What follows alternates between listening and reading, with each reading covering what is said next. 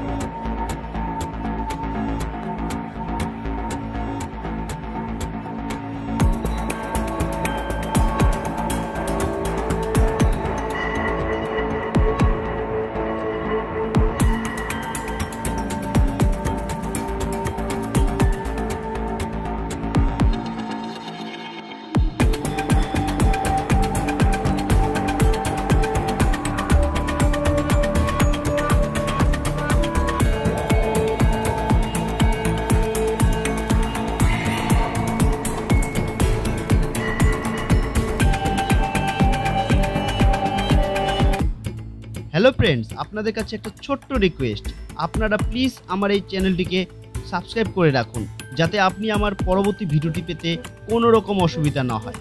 আর হ্যাঁ, আপনারা অবশ্যই জানান আপনি কোন বিধানসভার অন্তর্গত এবং কোন দলকে সাপোর্ট করেন, জানান আমার কমেন্ট বক্সে।